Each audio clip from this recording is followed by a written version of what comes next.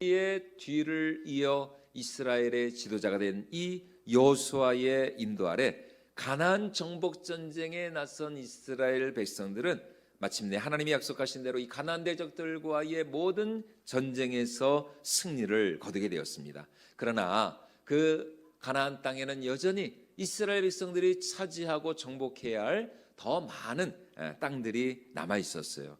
게다가 지도자 여호수아마저 110세를 일기로 생을 마감합니다. 다시 말해 그들 앞에 아직도 정복해야 할 많은 땅이 남아 있다는 것, 그리고 그들을 지도하고 이끌어갔던 지도자 이 여호수아가 없다는 것, 이 두 가지가 지금 여호수아 사후 이스라엘 백성들이 직면한 가장 큰 문제였습니다. 그런데 오늘 이 사사기 말씀을 시작하면서 오늘 성경 저자는 우리에게 지금 이스라엘이 직면한 이 두 가지 큰 문제를 과연 어떻게 해결해야 할지, 아직도 정복해야 할 많은 땅이 남아있다는 것과 또 우리를 이끌어야 할 지도자가 없다는 이 두 가지 현실적인 큰 문제를 어떻게 풀어야 할지, 그 모델이 되는 두 명의 믿음의 사람을 우리에게 보여주고 있습니다. 그 두 사람이 누구냐? 바로 오늘 말씀의 주인공인 갈렙과 그의 딸 악사였습니다. 자, 우리 11절로 13절 말씀 다시 한번 같이 읽어보도록 하겠습니다. 거기서 나아가서 드빌의 주민들을 쳤으니 드빌의 본 이름은 기럇세벨이라. 갈렙이 말하기를 기럇세벨을 쳐서 그것을 점령하는 자에게는 내 딸 악사를 아내로 주리라 하였더니 갈렙의 아우 그나스의 아들인 온니엘이 그것을 점령하였으므로 갈렙이 그의 딸 악사를 그에게 아내로 주었더라. 자, 여러분, 갈렙이 누굽니까? 여호수아와 함께 출애굽 1세대 가운데 유일하게 가나안 땅에 입성한 사람이 바로 갈렙입니다. 여호수아와 갈렙, 이 두 믿음의 사람이요. 그것이 바로 그 유명한 가데스 바네아 사건이었습니다. 모세의 명령을 따라 가나안 땅을 정탐하고 돌아온 이 12명의 정탐꾼들 가운데 여호수아와 갈렙을 제외한 이 나머지 10명의 정탐꾼들은 하나님이 주마 약속하신 이 가나안 땅에 대해서 아주 악평을 하면서 우리는 절대로 그 땅에 들어갈 수 없다. 우리가 보고 온 그 땅은 그 거주민을 삼키는 땅이다. 아주 악평을 하였습니다. 또한 그 땅에는 네피림의 후손인 거인 아낙 자손들이 살고 있는데 그들이 얼마나 크고 장대하고 강한지 우리는 그들 앞에서 메뚜기에 불과하다. 메뚜기만도 못한 존재다. 그러니 이스라엘 백성들아, 이제라도 우리가 저 모세가 아닌 다른 지도자를 세워서 우리가 나왔던 애굽으로 돌아가자. 그것이 우리가 살 길이다. 저 가나안 땅에 우리가 못 들어가. 이렇게 백성들의 마음을 뒤흔들어 놓았습니다. 이러한 정탐꾼들의 악평에 이스라엘 모든 사람들이 동요하면서 이제 모세와 아론을 원망했던 것이죠. 그러나 단 두 사람, 누구요? 여호수아와 갈렙. 여호수아와 갈렙. 이 단 두 사람들만이 이 10명의 정탐꾼들과는 정반대의 보고를 하였습니다. 그들이 하는 말이 무엇이었습니까? 무슨 말이냐? 우리가 두루 다니며 정탐한 땅은 심히 아름다운 땅이다. Very very beautiful. 너무나도 풍요하고 풍성하고 너무나도 젖과 꿀이 흐르는 아름다운 땅이다. 그리고 무엇보다도 하나님이 우리에게 그 땅을 주마 약속하시지 않았느냐? 우리에게 하나님의 그 언약과 약속의 말씀이 있지 않느냐? 그러니 이스라엘 백성들아, 우리가 하나님을 신뢰하자, 하나님을 의지하자, 우리가 하나님을 믿고 나아가자. 하나님이 우리와 함께 하신다면 저 거인 아낙 자손들이, 가나안 백성들이 아무리 크고 강하고 저들의 성과 성벽이 아무리 장대하다 할지라도 저들은 우리의 밥이다. 그러니 이스라엘 백성들아, 우리가 하나님을 의지하고 그 땅을 취하러 가자.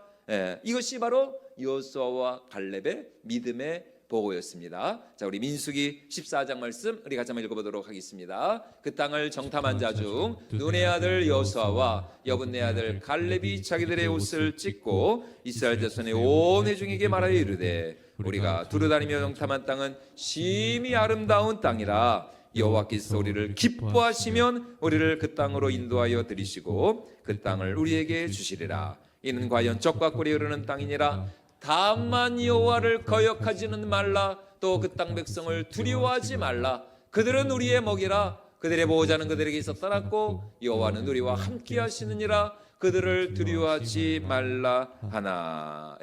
이렇게 여호수아와 갈렙이 하나님을 향한 믿음과 신뢰를 가지고 믿음의 긍정적인 이 보고를 하였지만 그러나 이스라엘 백성들은 그 10명의 정탐꾼들의 악평에 휘둘려 가지고 말이죠, 돌을 들어서 이 여호수아와 갈렙을 치려하였습니다. 결국 어떻게 됐습니까? 우리가 잘 아는 것처럼 여호수아와 갈렙 이 두 사람들을 제외한 나머지 20세 이상의 그 출애굽 1세대 모든 사람들이 다 이 광야에서 엎드려 죽임을 당하고 오직 여호수아와 갈렙만이 그들의 믿음대로 가나안 땅의 축복의 주인공이 된 줄로 믿습니다. 여러분, 그러므로 2026년 올 한해도 하나님이 우리에게 주신 약속의 말씀, 여러분들이 올 한해 다 받으신 약속의 말씀이 있잖아요. 그 약속의 말씀을 믿고 하나님을 신뢰하며 약속의 땅의 주인공이 되실 수 있기를 주님의 이름으로 축원을 드립니다. 다시 말해 여호수아와 갈렙은 상황과 환경의 지배를 받지 않았습니다. 사람의 많고 적음, 대적의 강함과 약함이 그들의 마음을 좌우한 것이 아니었습니다. 그들은 오직 무엇을 믿었다고요? 하나님의 약속, 하나님의 그 언약의 말씀을 믿고 나아갔다는 것입니다. 여호수아가 죽고 난 후 하나님이 이스라엘 백성들에게 원하시는 모습이 바로 이것이었습니다. 다시 말해서 하나님의 이 말씀이 그들의 삶을 다스리고 지배하며 그들의 삶을 이끌고 나아가는 것이었어요. 하나님이 가라면 가는 겁니다. 하나님이 멈추라면 멈추는 거예요. 하나님의 말씀이 그들의 삶을 다스리고 인도하고 지배하고 통치하는, 다시 말해서 하나님의 말씀이 그들의 진정한 왕이 되고 이 말씀의 지배하에 하나님의 말씀이 인도하는 대로 따라가는 그러한 삶을 살기를 원하셨던 것이죠.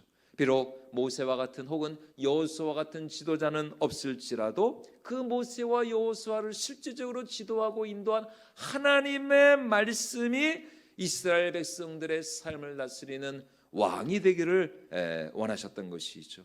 그러므로 2020년 새해 우리가 더 하나님의 말씀을 사모하면서 정말 이 말씀을 붙들고 믿음으로 담대히 하나님이 우리에게 주기를 원하시는 그 약속의 땅을 향해 나아가는 우리 성도님들이 될 수 있기를 주님의 이름으로 축원을 드립니다.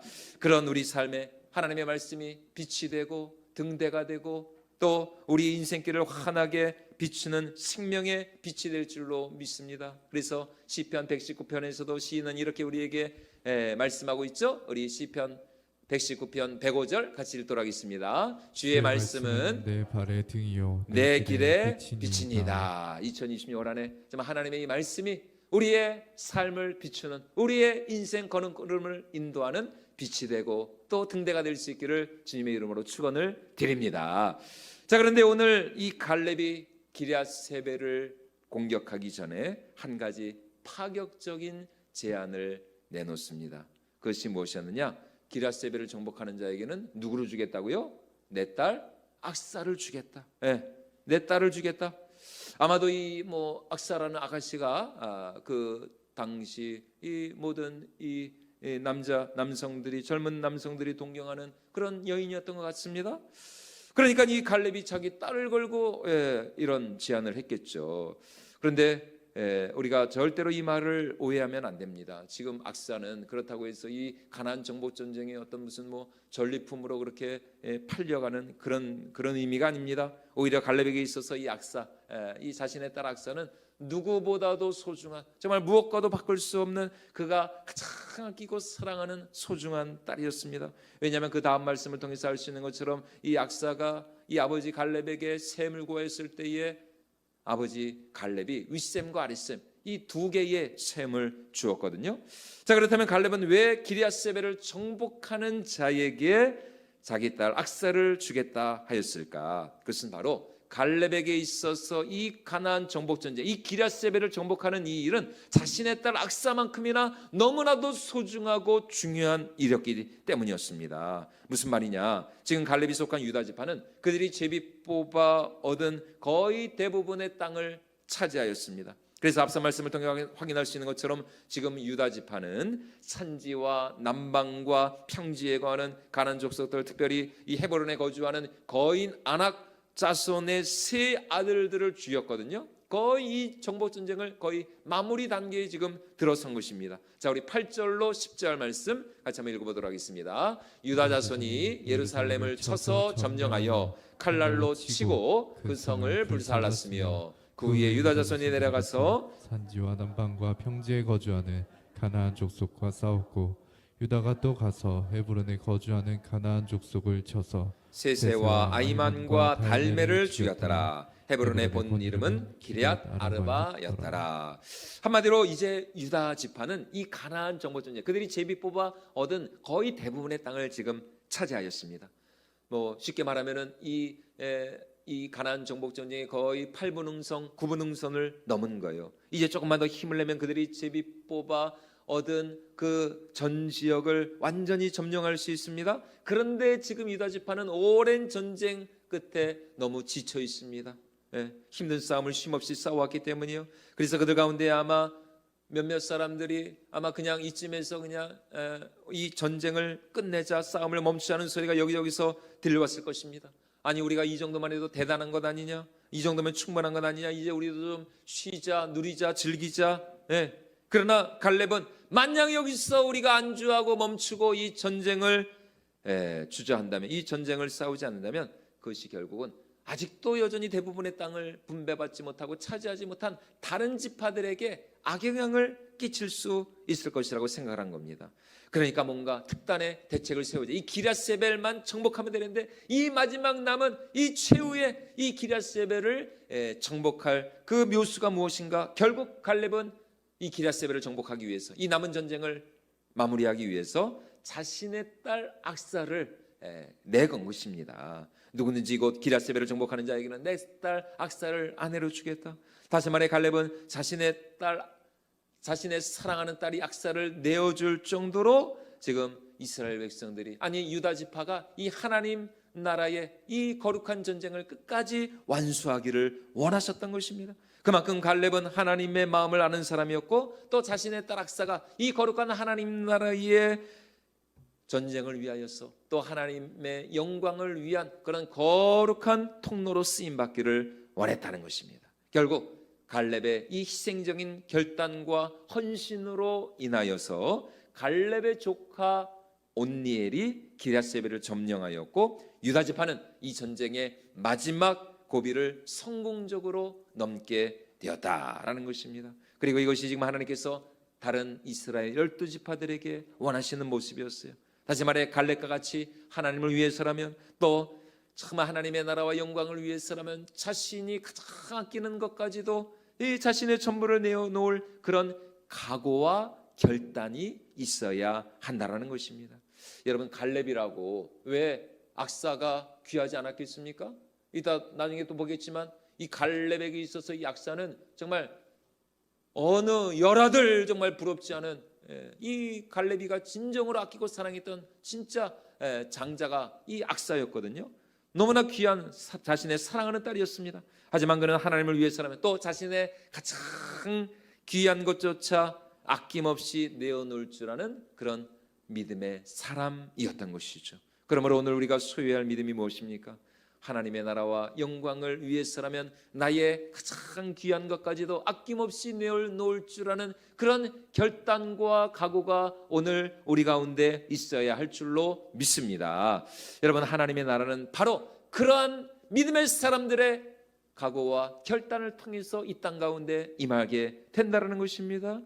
그래서 300데나리온이라는 극산품 향유 옥합을 아낌없이 예수님의 머리에 부은 이 마리아를 향하여서 예수님이 하신 말씀이 무엇이었습니까? 자, 우리 마가복음 14장 9절 말씀 같이 한번 읽어보도록 하겠습니다. 온 천하에 어디서든지 복음이 전파되는 곳에는 이 여자가 행한 일도 말하여 그를 기억하리라. 온 천하 어디서든지 복음이 전파되는 곳에서는, 그러니까 믿는 자들이 있는 그 모든 성도들, 이 지상의 모든 하나님 나라 백성들은 반드시 이 마리아를 알아야 한다는 것입니다. 마리아가 무슨 일을 했는지를 알아야 한다는 것입니다. 그리고 마리아의 그 헌신과 순종을 본받고 배워야 한다는 것입니다. 다시 말해 복음이 전파되어 하나님의 나라가 임하는 곳에는 반드시 이 마리아와 같은 눈물의 헌신이 있어야 한다는 것입니다. 그래야 그곳에 주님의 몸된 교회가 아름답게 세워져 나갈 수가 있다라는 것이에요. 오늘 하나님의 나라는 어떻게 세워집니까? 여러분, 하나님의 나라가 그냥 말로만 됩니까? 적당하게 그냥 하면 될까요? 여러분, 절대로 그렇지 않습니다. 적당한 순종, 적당한 헌신, 세상과 하나님 나라의 양다리를 걸치고 신앙생활은 여러분, 양다리 신앙은 절대로 안 됩니다. 그래서 엘리야가 그 바알과 아세라 우상과 더불어서 하나님을 섬기고 있던 그 당시 타락한 이스라엘 백성들 향해서 뭐라고 말씀을 이 엘리야 선지자가 뭐라고 그랬습니까? 너희가 하나님과 이 바알 우상 사이에서 어느 때까지 머뭇머뭇하려느냐? 여러분, 절대로 우리의 신앙은 머뭇거리는 신앙이 되어서는 안 된다라는 것입니다. 7분 응성 8분 응선을 넘었다고 다 된 게 아니에요.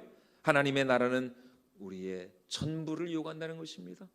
전부를, 반쪽짜리 순종이 아니라 온전한 순종과 헌신을 요구한다는 것입니다. 그것이 갈렙에게는 누구였다고요? 악사였던 것이고, 그것이 마리아에게는 향유 옥합이었던 것입니다. 그것이 아브라함에게는 누구였을까요? 아브라함에게는 누구였을까요? 이삭이었죠. 이삭. 아브라함에게는 이삭. 그리고 저 들판의 어린 아이에게는 오병이요. 물고기 5개와 떡 5개와 물고기 2마리. 오병이요. 바로 자신의 가장 귀한 그것을 주님 앞에 믿음으로 올려드릴 때 하나님은 바로 그것을 받으시고 우리 삶 가운데 놀라운 하나님 나라의 영광을 나타내 주신 줄로 믿습니다. 그래서 오늘 이 갈렙이가 자신의 가장 귀한 자식 이 악사를 주님 앞에 올려드렸을 때 약사를 통해서 기럇 세배를 점령하고 유다 지파가 이 가나안 정복 전쟁을 완수하는 놀라운 이 정말 활용정점, 놀라운 이 영광의 역사를 이루게 되었던 것입니다. 여러분, 그렇다면 오늘 우리의 악사는 무엇입니까? 하나님이 지금 나에게 원하시고 요구하시는 헌신과 순종은 과연 무엇입니까? 그것이 어떤 사람에게는 시간일 수도 있고, 어떤 사람에게는 물질일 수도 있고, 또 어떤 사람에게는 재능이 될 수도 있고요, 내가 아끼고 사랑하는 것이 될 수도 있습니다. 바로 그것을 믿음으로 주님 앞에 올려드릴 때에 하나님께서는 우리의 그 순종과 헌신의 믿음을 받으시고 우리 삶 가운데 또 우리 권선제일교회 가운데 우리 하나님의 놀라운 승리와 축복의 역사, 부흥의 역사를 이루실 줄로 믿습니다. 그런데 하나님은 오늘 또 한 사람의 모습을 우리에게 보여주십니다. 누구였을까요?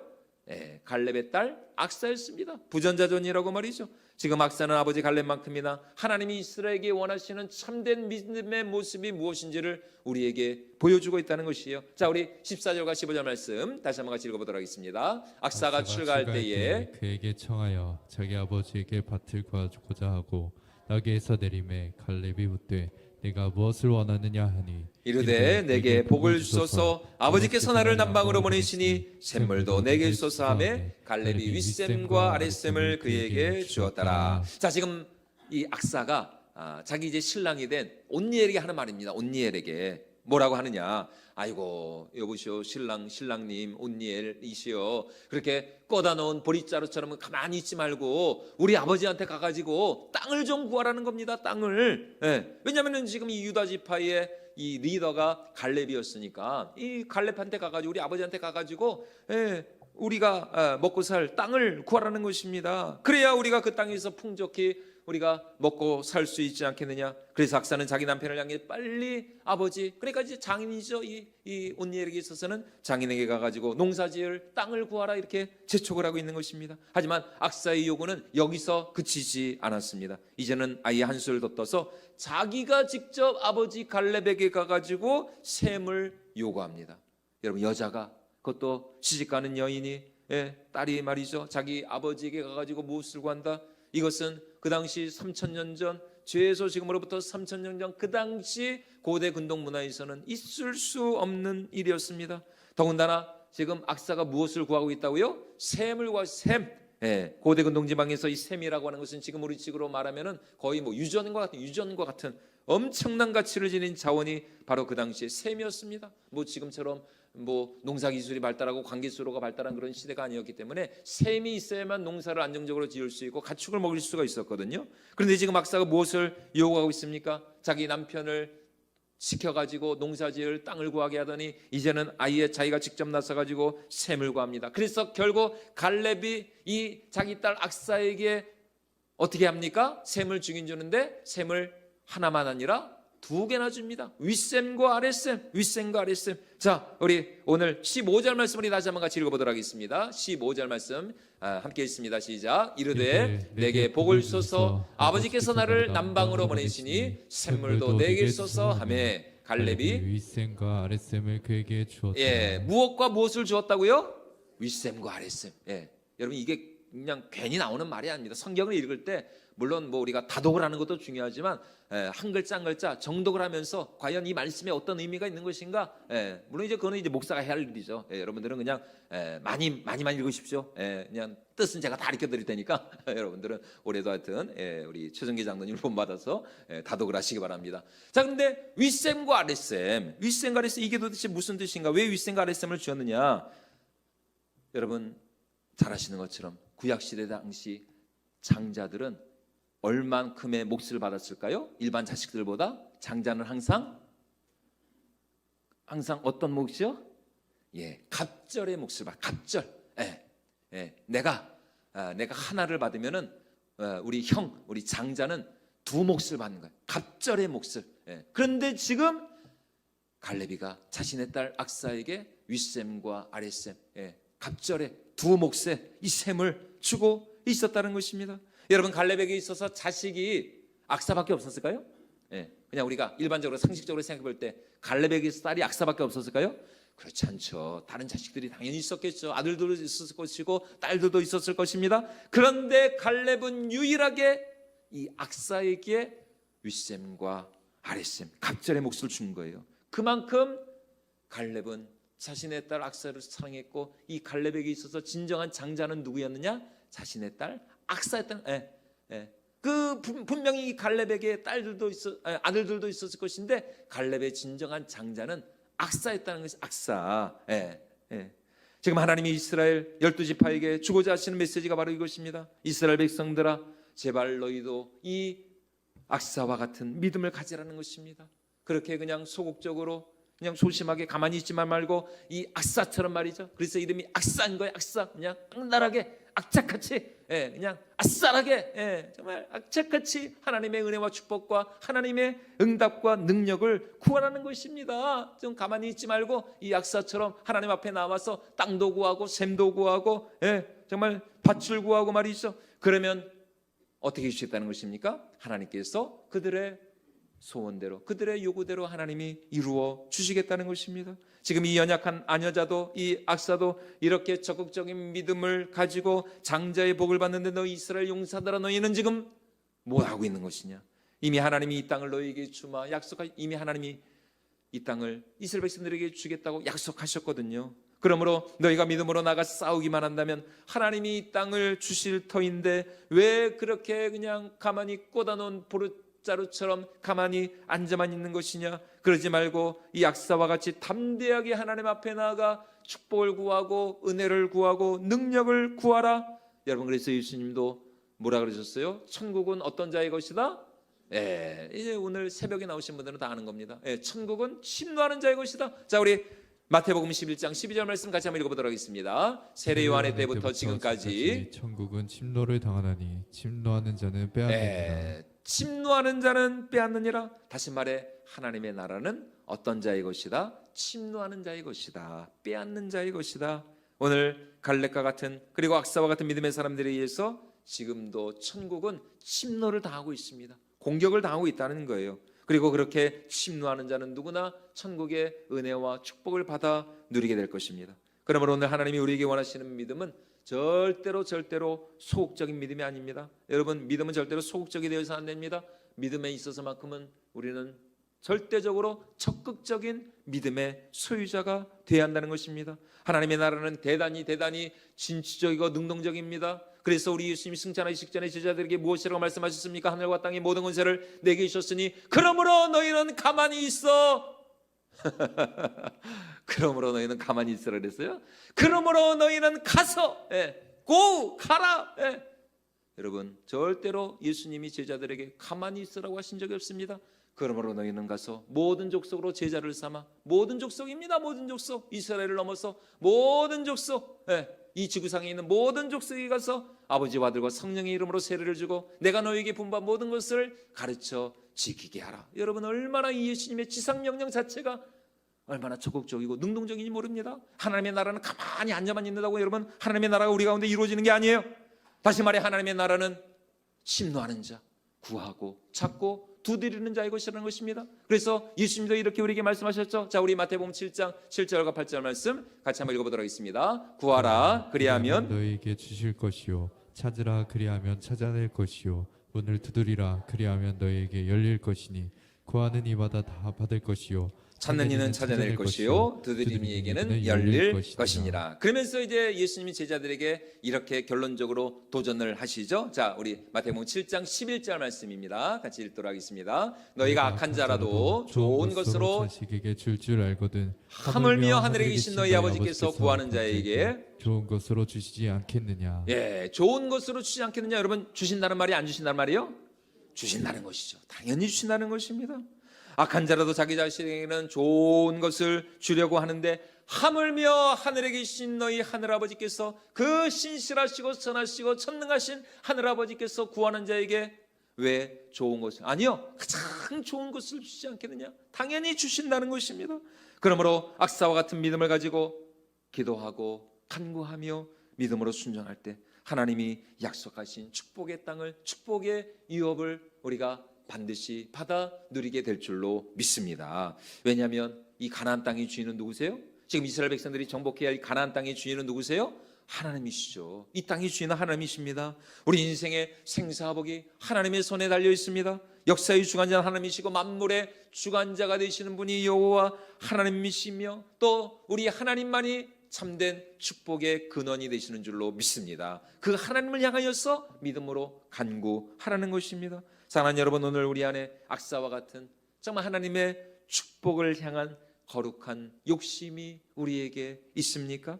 우리 생애 가운데 하나님의 영광을 보고 또 이 성전이 우리 권선제일교회가 주의 택한 성도들로 정말 가득 차고 넘쳐나고 우리 권선제일교회를 통해서 수많은 믿지 않은 영혼들, 죽어가는 영혼들이 주님을 만나고 주께로 돌아오고 하나님 나라의 백성이 된 우리 권선제일교회를 통해서 온 세계 열방 가운데 하나님의 나라가 물이 바다를 덮은 같이 여호와의 영광을 하는 것이 우리 권선제일교회를 통해서 이루어지고자 하는 여러분 그런 거룩한 꿈을 꾸시기를 주님의 이름으로 축원을 드립니다. 하나님의 나라는 꿈꾸는 자의 것입니다. 하나님의 나라는 침노하고 간구하며 소원하는 자의 것입니다. 가만히 그냥 앉아만 있는다고 여러분 그게 대수가 아닙니다. 예, 실패할 때 실패하더라도 그래서 여러분 뭐라 그럽니까? 이재명 대통령이 실패가 용인되는 실패. 물론 그렇다고 뭐 우리가 사서 실패를 우리가 할 필요는 없지만 여러분 그런 각오와 결단을 가지고 실패할 때 실패하더라도 여러분 우리가 담대히 나갈 때 그런 우리의 믿음을 보시고 하나님이 우리와 함께 하시고 연약한 우리를 통해서 당신의 영광과 능력을 나타내 주실 줄로 믿습니다. 2020년은 그런 담대한 믿음, 적극적인 믿음, 능동적인 믿음을 가지고 더 하나님의 은혜의 보좌 앞으로 나아가 반드시 하나님이 올 한해 우리에게 주마 약속하신 축복을 받아 누리실 수 있기를 주님의 이름으로 축원을 드립니다. 여러분 지금까지 신앙생활하면서 여러분 우리 신앙은 너무 침체되어 있지 않았습니까? 하나님을 향해서 그냥 아무런 기대나 소원 없이 그냥 예수 믿고 그냥 천국 가는 거 그것으로 그냥 만족하고 그냥 그 외에는 그냥 하나님을 향해서 아무런 기대나 소원 없이 저는 특별히 바라는 게 없어요. 저는 특별히 욕심도 없어요. 여러분 하나님 앞에서 그게 중요한 게 아닙니다. 기왕 믿을 거 우리가 정말 이 땅을 살아가는 동안 내 삶을 통해서 하나님의 영광을 나타내고 우리 교회의 부흥을 보고 정말 나를 통해서 수많은 믿지 않은 영혼들이 주께로 돌아오는 그런 거룩한 꿈과 비전과 거룩한 욕심을 가지고 하나님의 능력의 정중에 붙잡힌 바 되어서 아름답게 쓰임받을 수 있는 저와 여러분 우리 모두가 될 수 있기를 주님의 이름으로 축원을 드립니다. 그리고 올 한해 여러분들이 소원하는 마음의 소원들이 있잖아요. 여러분 그걸 가지고 올 한해 정말 간절히 하나님 앞에 나가시길 바랍니다. 시편 말씀에서 우리 하나님은 자기를 경외하는 자, 전심으로 자기에게 간구하는 자들의 소원을 이루어 주신다라고 말씀한 우리 하나님은 어떤 하나님? 우리의 소원을 이루어 주신 하나님이십니다. 우리의 소원을 진정으로 이루어 주신 하나님이세요. 그 하나님을 향하여서 우리가 진실되게 간절하게 우리가 믿음으로 나아갈 때에 반드시 2026년 하나님께서 우리 삶 가운데 우리의 기도를 또 우리 마음의 소원을 아름답게 응답해 주실 줄로 믿습니다. 그러므로 2020년 새해 우리 모두가 이 약사와 같은 이런 적극적인 믿음을 가지고 하나님의 은혜와 응답을 간구하여서 반드시 올해 정말 우리 권선제일교회 모든 성도들이 이러한 축복과 간증의 주인공이 될 수 있기를 주님의 이름으로 축원을 드립니다.